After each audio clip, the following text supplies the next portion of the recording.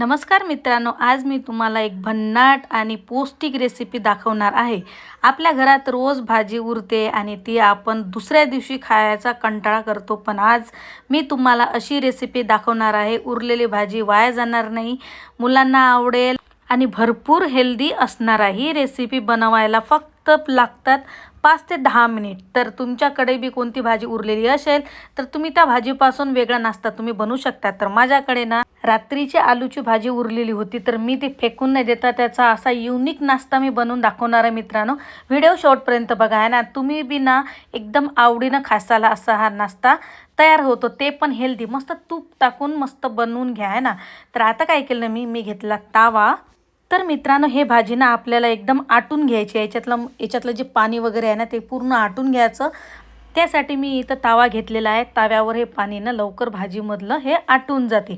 तर मित्रांनो, हे आलू ना 5 ते 10 मिनिटात असे व्यवस्थित मॅश करून घ्यायचे, ताकी जे स्टफिंग आपण करणार आहोत ना ते स्टफिंग फुटली नाही पाहिजे। तर बघू शकता मित्रांनो, हे आलू मस्त असे बारीक झालेले आहेत। तर मित्रांनो, प्रत्येकाच्या घरी ना थोडा आटा हा वाचतेच आहे ना, तर त्या आट्यापासूनच आपण हे रेसिपी बनवणार आहोत नाश्ता। तर मित्रांनो, इथं ना आपल्याला मस्त पोळी लाटून घ्यायची आहे। तर मित्रांनो, तुम्ही अजूनही आपल्या चॅनलला सबस्क्राईब केलं नसेल तर प्लीज चॅनलला सबस्क्राईब करा। व्हिडिओ आवडल्यास व्हिडिओला लाईकसुद्धा करा आहे ना, कारण व्हिडिओ ना भन्नाट होणार आहे व्हिडिओ, तर त्यासाठी व्हिडिओला लाईक नक्की करा आहे ना। तर मित्रांनो, बघू शकता हे अशी पोळी बनवून घेतली। आता काय करायचं, जे स्टफिंग होती ना आलूची, ते स्टफिंग पूर्ण या पोळीवर असं व्यवस्थित अशी फैलून द्यायची आहे आपल्याला आहे ना। तर बघू शकता व्यवस्थित फैलून घ्या आणि त्याच्यानंतर थोडासा वर तुम्ही धनिया टाका।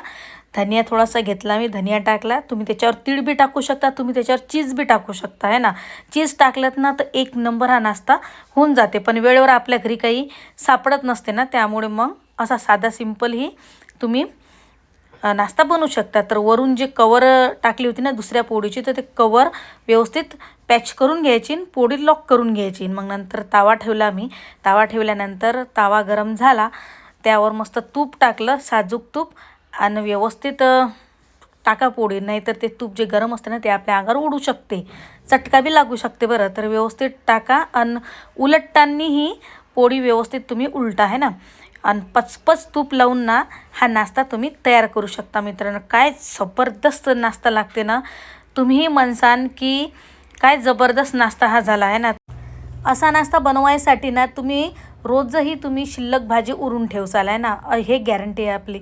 तर मित्रांनो, बघू शकता अशी व्यवस्थित पिझ्झासारखं कट करून घ्यायचं, आणि तुम्ही बघू शकता मित्रांनो काय जबरदस्त स्टफिंग याच्यामध्ये भरलेली आहे, आणि खायला बी एक नंबर भन्नाट। तर मित्रांनो, असा पौष्टिक नाश्ता तुम्ही ना टोमॅटो सॉससोबत बी खाऊ शकता, किंवा नारळाची चटणी बी तुम्ही बनवून खाऊ शकता। तर मित्रांनो, जर तुम्हाला अशा सोप्या आणि हेल्दी रेसिपी पाहायच्या असतील तर चॅनलला सबस्क्राईब करा, व्हिडिओला लाईक करा, आणि कमेंटमध्ये नक्की सांगा की तुमच्याकडे कोणती भाजी उरते। धन्यवाद। पुन्हा भेटू अशाच मस्त नवीन रेसिपीसोबत। तोपर्यंत बाय बाय।